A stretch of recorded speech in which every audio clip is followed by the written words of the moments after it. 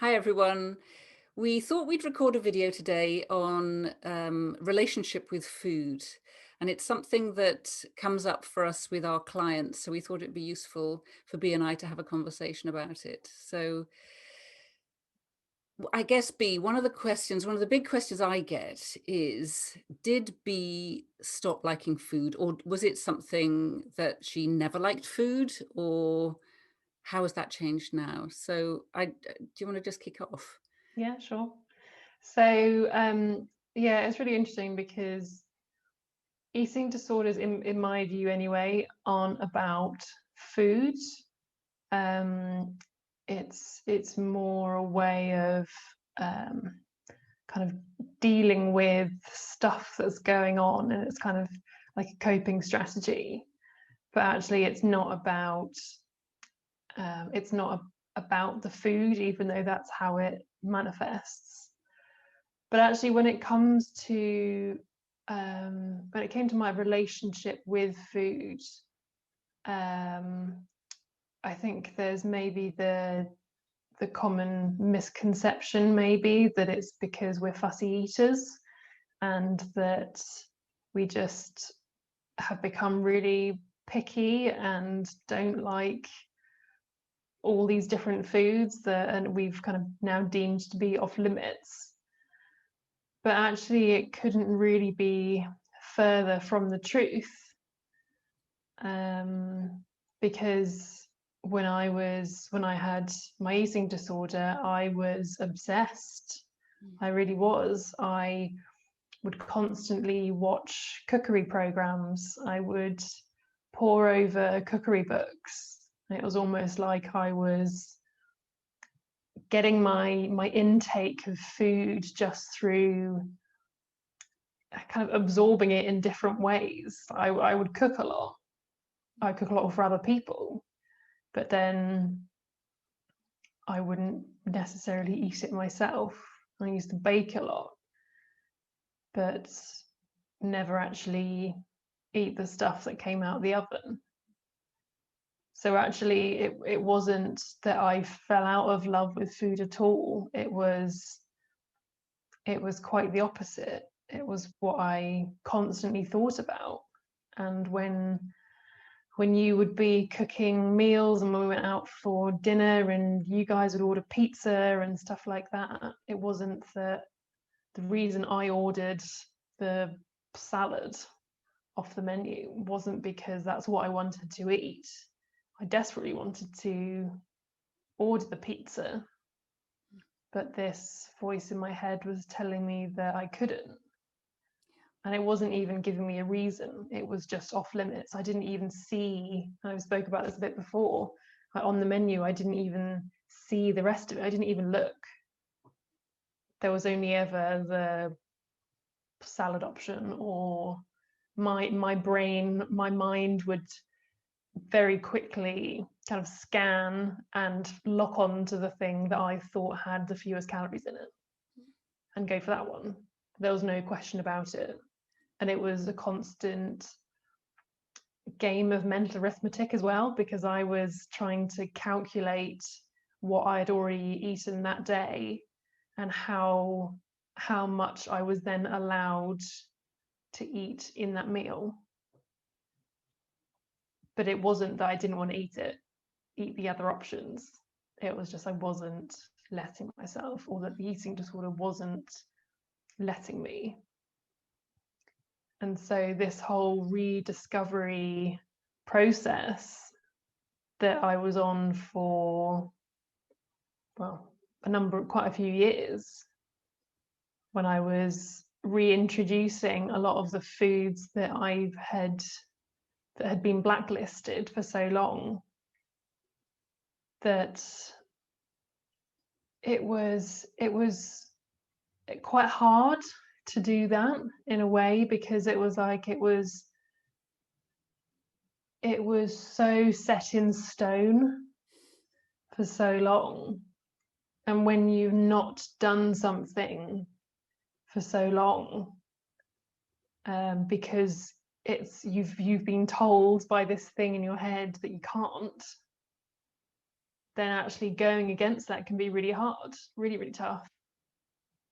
It's like being brought up, told that you shouldn't go and, I don't know, I can't think of an example right now, but Put your feet on the table. yeah. And then you suddenly realize that you can. Maybe that's not the Great best analogy. example. That's not a great example at all. But I think to begin with, it's that readjustment and kind of re-education almost, that actually those things are okay, can feel quite uncomfortable at first. And even now, like sometimes I catch myself kind of automatically saying no to something just out of habit, and it happens very rarely now. But now I'm able to kind of notice that and actually question it and pause and say and think, do I actually want that because I want it, or actually do I not want it because it's gross or I don't fancy it? But knowing that I have a choice. Yes. So what was it like? Thank you, because it's, each time we talk, I always learn more. So what was it like around the dining table when you were ill, and there was the five of us around the dining table at the time? Because we'd grown up with, I cooked everything and cooked from scratch. I was teaching you guys. I'd been taught by my mum and my grandma. Food was such an important, joyful part of our lives. And obviously, as we've shared a number of times in different places, that all changed. So what was it like for you when I'd serve up something that might have been, let's say, your favorite food back in the day, or I might innocently have been cooking it to see if I could tempt you in some way? What was that like, if you can remember?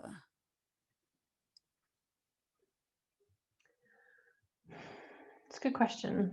I think, to be honest, I was so good at following the rules that it got to a point where I wasn't even it was like I wasn't even letting myself go there. I wasn't even allowing myself to, and this was all kind of unconsciously doing this, but I wasn't even letting myself think, oh, I really wish I could have that. I wondered if that was what was going on, because I don't ever remember seeing joy or even a kind of longing in your eyes. It was well, it all seemed like agony, all of it, just to even get a plate, a small amount of food into you. So if you were to offer help, I guess, or I don't even know whether it's that, to either somebody with an eating disorder that might be watching this, or somebody that's caring, what might you say? So there's two answers there, I guess.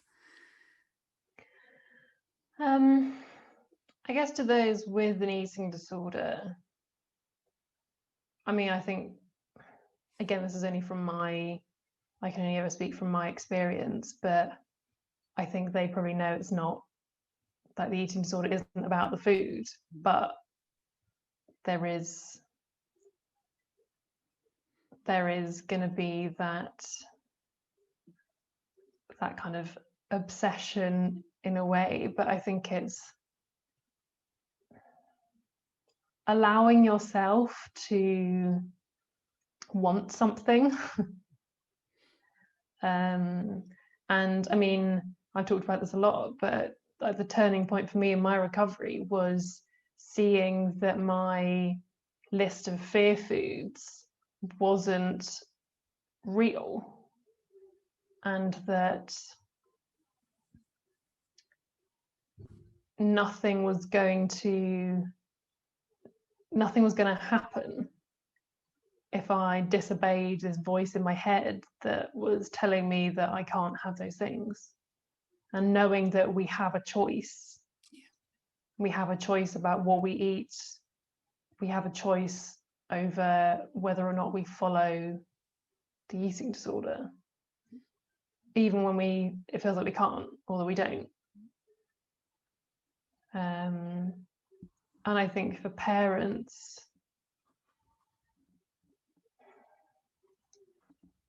they're not being fussy. Yeah. Yeah. And that it's not just a case of just eating. And I guess, like, obviously from my experiences with anorexia, so this is, like, I guess, particularly relevant to those with anorexia more than other eating disorders. But even though it might not make sense to you at all, eating disorders don't make sense. There isn't logic to it. So although it can be extremely frustrating for parents and carers, and that you most likely just want to scream, just eat, just eat what's on your plate, it's just food, that for that person there is most likely a very scary voice in their head telling them they absolutely can't, but that the person themselves, even if they might not realize it at a deep down level, that they really want to eat that thing, but they can't, and they might not necessarily know why they can't. But it's not them in the driving seat in that moment. It doesn't feel like it is their choice, which is really hard, because actually when you're saying just eat, it's not necessarily your son or daughter or friend that you're speaking to. It's a lot of the time it might be the eating disorder that then just barks back. It's like I did that video a few months ago about the hostage situation, seeing the eating disorder as a hostage situation, and that kind of comes up for me again when you say that bit. And I think that's key. So what I'll do is put the link to that one below this in the notes, because that idea that we as a parent are so frustrated, and so again, we don't understand, as you've said, the person with the eating disorder doesn't understand it, it makes no sense. So for the parent or the carer witnessing this, it absolutely makes no sense. And the temptation is to bark orders to show our frustration by, but it's like, again, then we get into that situation of trying to negotiate with a terrorist. Yeah.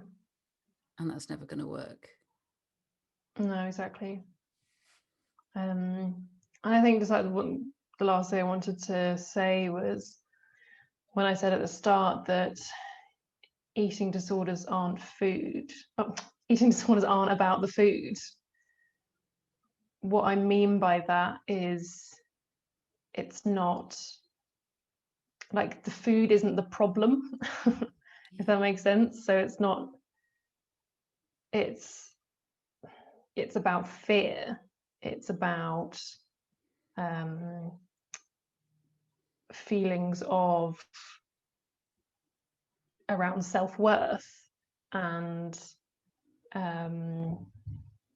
all that kind of stuff that's a much deeper level than just the way that we cope with those issues. So it's like the symptom is the eating or the not eating, and yet and with that comes the obsession with the food. So I just wanted to kind of clarify that's what I mean by it's not, the eating disorder isn't about food. It's actually about the fear and everything that's going on kind of up here that is then resulting in us create behaviors that, in my case and in case of whoever's watching, is related to food. I don't hope that makes sense. Yeah, no, it does. So I guess to just to finish off, it's like for you now, you know, thinking back to a couple of years ago when that's when you started seeing something completely different about this. And I still remember the text messages that you would send me when you started going out to buy your lunch at work and being able to choose a sandwich from the whole range of sandwiches and not just the kind of what healthy, whatever, low calorie options. Which tastes so horrible. And just saying, you know, which we wrote in the book, didn't we, about the cheese sandwich, but also the, you know, the proper cooked ham and chutney sandwich. And it was like, who knew? You said, who knew this tasted so good? And I can feel emotion now. It was like, thank God, at last, because I knew, and I was, and you used to know, and now at last you were seeing that again. So there's hope for everyone, right? Yeah, absolutely. When Absolutely. we see that it's not about the food is the coping strategy, Mm. the eating of it or the not eating of it. Yeah. Yeah. And I think, like, for me, so much of what's changed is around, in terms of my relationship with food, is that I'm not I'm not afraid of it, and I don't see it as a problem, um, or what I put in my body as a problem. Like, it's not, or it being a kind of a stick to beat myself with. It's food. We all need it. We need it to survive. Why not enjoy it at the same time? And I know that for people with eating disorders, that doesn't feel true, or it doesn't feel necessary, because for me at that time, the only thing I cared about was seeing the numbers on the scales drop. That was kind of my priority. But as soon as I started to see through the illusion that I had to take every thought I had seriously and act on it, and that I did have a choice, that it was from then that everything started to unravel. And that means that now I'm in a place that I can go out and eat what I like. I mean, I always had that choice, but it doesn't faze me now. And it's like B is in the driving seat rather than the eating well, the eating disorder isn't there anymore. But before it was that, you know, the eating disorder was literally like that over B. So what I remember when, you know, we always had chocolate brownies in the house, and you'd made chocolate cake and were able to eat the crumbs of a slice that you'd cut for somebody else, but couldn't eat a whole slice. And it was almost like trying to hoodwink the eating disorder, but this isn't a slice, it's just the crumbs. So that's kind of there negotiating as well. Yeah. Is there anything else you'd add before we finish? I think there's I think those are the main things.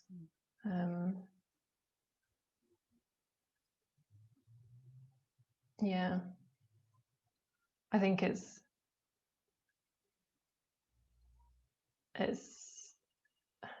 like we were talking about this earlier, that sometimes I don't even recognize the mindset I was in when I had the eating disorder. And I think it's just kind of reinforcing that message of hope that forever who like for whoever is watching, that the eating disorder, anorexia, used to be my entire world. It used to completely control all of our lives for a long time. And now I'm sitting here saying that I don't even understand how I could have thought like that. That it's not a thing for me anymore. And let that be a lifeline Yeah. for others to see that it is absolutely possible. Yeah. So I hope you found that helpful. Please do leave any comments below, because we're here to support you, whether you've got an eating disorder or you're supporting and loving somebody who has. We're here to help you. So if you've got any questions, any topics you'd like us to cover, then don't hesitate. We'll see you again next time. Bye for now.